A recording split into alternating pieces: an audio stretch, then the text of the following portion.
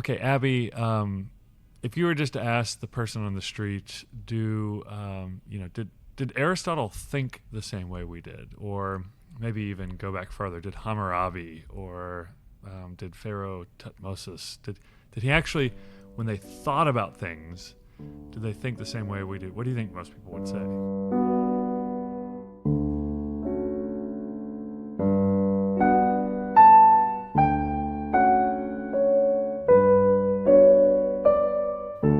I think they would say probably not. So, if they their knew. brains worked differently? I mean, yeah. I mean, when we see their representations of their world through their artwork, it just looks so different than what we make as representations of the world. Right. So I think we think about them as significantly different and removed from us. Yeah. Okay, so this has been a big question in scholarship because things are so different, and ancient scholars or people who study, Egypt, Mesopotamia, even Greece and Rome, they all point to how different these worlds are, and we got to be very careful not to treat them as if they were the same people as us, living, eating cheeseburgers and having cell phones in their pockets. And so there's some truth to this. I mean, the question is, how far down does that go? Because if you say, let's just say Hammurabi, just say he literally actually did not think the same way we did, then why would we believe that we could read his writing and understand it? He might mean something different by every single word than what we mean today, and therefore everything is off limits to us. Does that make sense? Mm-hmm. So that's kind of the deep problem of this general question of, do ancient folks think like we do? It's generally believed, the theory is that the axial age came about 500 years before Jesus, where all of a sudden there's this question why in China and India and Greece and Rome and everywhere seems to wake up and become hip to the world in a different way and talk about the world in a different way. So some people think there's something special that happened in that period.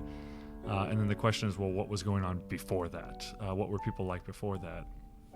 But I come back to this same question of, if people didn't think the same way we did, and by that I mean their brains just didn't work the same way, or their minds, the brain is the physical part, the mind is what we call the non-physical part of our thinking mechanisms.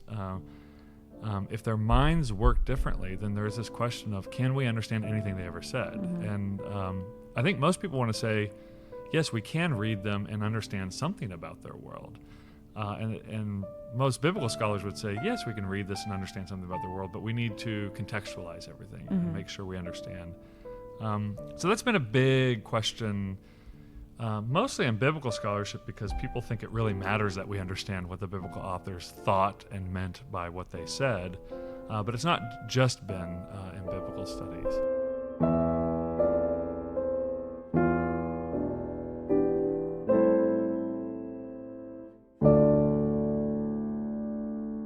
So there's been two famous or infamous, maybe, depending on how you put them, scholars, Torleif Bowman and Johannes Pedersen, who both basically said, no, they don't think like we do. They're different. Bowman, and I think they're both right to some extent. I think they're both highlighting that they have a very different way of conceptualizing the world.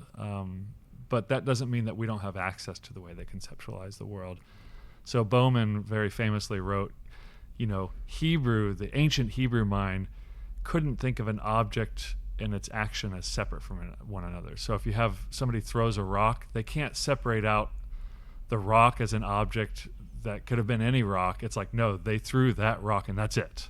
That's the extent of their conceptual world.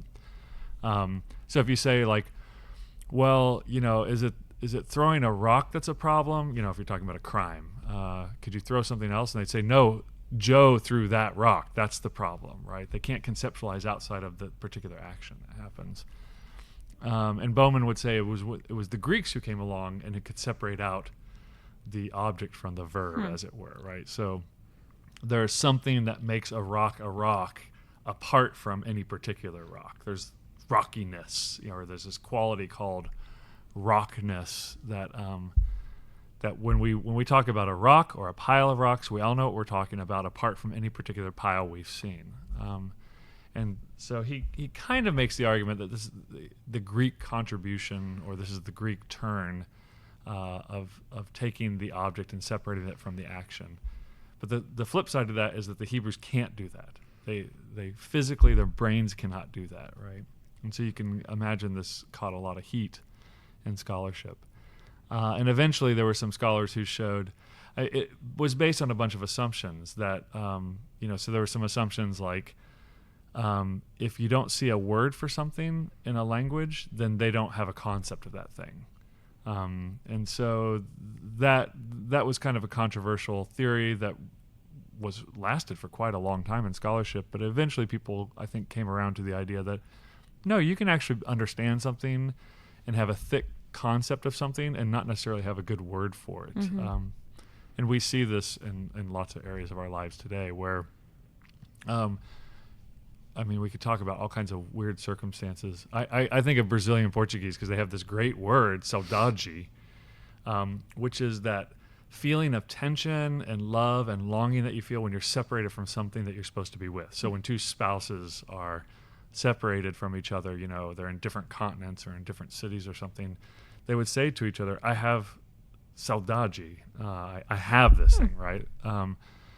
Or I feel this thing. And well, we don't have a word for that in English. So does that mean that we don't have a concept of the tension and the longing and the desire to be together? It's like, well, no, it's that we just have not boiled it down to a single word. And so there's lots of things like this. So if you assume that you have to have vocabulary and to match ideas, then you can see why there are all these assumptions that get poured into when they look at the Bible. Well, they don't have a word for this, so they must not be thinking about it. So that's one of the issues that had to get dealt with. The other one is just that maybe they do talk about this stuff. They just talk about it in a different way than we do. So there is this kind of what you call like a Greekophilia, right? Where the Greeks did everything correctly. They're the ones who finally liberated us from mythology and moved us into the world of abstract thought. And so if they aren't doing it the way the Greeks did it, then they're not doing it, is kind of the idea here. And we could say, well, no, they do have an idea of talking about, or they have a way of talking about abstract ideas. But they do it through story and narrative, story and poetry, and even legal material often expresses abstract ideas. But you have to be tuned in to the way they're doing it. Right. So maybe I'll come back to the question. Can we say that we have access to the way ancient people thought, even if they conceptualize the world differently than we did? Mm-hmm. So I guess then the question is, well, what do we have to do in order to understand the way they conceptualize the world? And what do you think most people would, like on the street, literally, if we pulled people aside and said, how can you understand what Moses or Aristotle, maybe pre-Aristotle, what would you have to do in order to understand what they thought? Pay close attention, read again and again and again, and be careful to pay attention to your assumptions that are continually getting in the way. Yeah. That is so simple.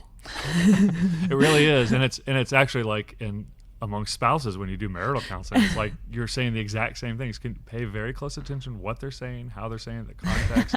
Don't assume, right? I mean, it's all the same thing. It's basically just caring for the other and trying to listen very carefully.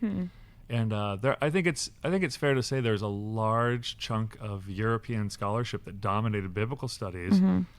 That there's a saying, I won't get it exactly right, but it's something like these German scholars look down the deep well of history to try and analyze the real Jesus apart from the text, right? To get behind the text and see what the real Jesus was like. And when they stared down this deep well of history, all they really reported back was their own mirror image of themselves, and the water at the bottom. Yeah. So it was really them bringing a bunch of assumptions about what Jesus should be, and essentially using the biblical text to describe what they thought he should have been, which I think we all get caught red-handed doing this at times.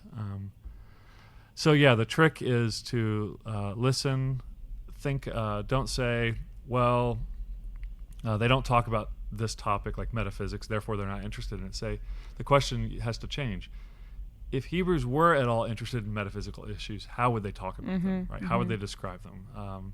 And of course, I think they are interested in describing metaphysics, but a lot of it comes down to the metaphysics of cleanliness, or the metaphysics around the temple, or the metaphysics around the presence of God, and less so the metaphysics of time, for instance, one that they're not as interested in exploring.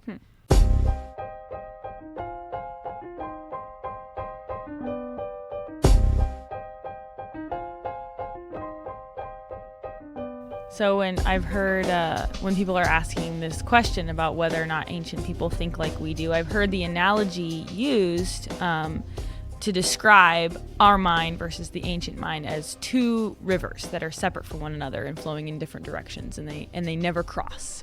So we can't access the minds of ancient people because they're in a different river. How would you respond to that? So in some way, I would want to affirm that, it's a really good analogy for getting people to think about, like, they really did think about the world differently. Yeah. And differently doesn't mean so differently that we can't understand it. It just means it's a very different approach to the world. And the other thing I would like to say is, look, if you're an Israelite, or a Roman, let's forget about Israelites. If you're a Roman citizen, going regularly as a part of your civic duty and paying taxes and offering animal sacrifices to the gods and maybe even to the emperor in some cases, that's going to shape the way you think about the world in a way that I will not be able to understand. Totally. I know what it's like to pay taxes, but that kind of activity, it sculpts my understanding of myself and the world, my relationship to the empire, my relationship to the state, my civic duties, in a way that cutting a check to the IRS does not. So I do want to say there is always going to be something that's off limits about how they understand the world, because I don't farm, the Central Hill Country of Israel. I don't wait on the rains and depend on them. I don't go to the temple and pilgrimages. So yeah, they understood some things in ways that I don't. But I do think actually when you look at like the sacramental life that Jesus left us, he gave us things that give us access to the same kinds of ways of thinking about the world. So he didn't strip us out of that world. He said, here's a portable version of that you can take anywhere out into the world. So I want to say, yeah, there are these two rivers, but I don't want to say they're two separate rivers. Maybe I want to say like we're downstream from that river, right? So there's a cultural river in which they swim, and everything makes sense to them up there. And maybe it's a giant river with all kinds of crocodiles or whatever. And we're in the Mississippi or whatever, but all the water is connected somehow. And so again, going back to what you suggested, is being very careful to check our assumptions at the door, being careful to listen again and again and make sure that we understand just the logic of why things are connected together for them. There is a problem of this in Mesopotamian literature where you have all of these omens and, they're very rigorously logical people. Everything they write is rigorously logical, but then you run into, especially omens and some medical text, where it's just impossible to tell what they think is going on. And this, like that there's going to be an eclipse of the moon on the horizon at noon or something. Like, well, they would have known that was physically impossible. They tracked the moon very closely. They tracked all the stars very closely. So there are some things where you look at the ancient world and you go, yeah, I don't think we're ever going to get inside what they're thinking here. It's almost like you have to be standing over their shoulder and have them explain it to you very carefully, and then you might be able to go, oh, okay, that's what that means. But that's not what we have in the Bible. I mean, there are a few things where we're like, okay, I'm not quite sure what that's talking about, but most of it, the inner logic of the biblical text and the laws and the poetry, actually, if paid careful attention to, you can at least figure out what they cared about, what they thought was going on, even if you can't figure out every single detail of what was going on in their mind. The analogy seems to suggest that we can't have access to the other river, but maybe to turn it. It teaches us that in order to really understand what the biblical authors are thinking, we need to, more than just taking sips of their water, actually jump into the river and immerse oneself in their ways of thinking to understand the way that they thought. Yeah, the more you can, as you read every word, think of like, okay, now they're coming out of an Egyptian context where they thought the sun was swallowed up and dies every night and is reborn again and is a god, right? Okay, plague of darkness is now starting to make a lot more sense as to why God chose this against the Egyptians. Yeah, so just kind of that's why we teach these things. Is so that you can get into the river and play around and swim around and see how it works and feel the currents and feel the undertows and those kind of things. So, yeah, very good. Thank you for listening to the Center for Hebraic Thought podcast. Be sure to subscribe, rate, or leave us a review wherever you found us. Want to learn more about Hebraic thought? Visit our website at hebraicthought.org.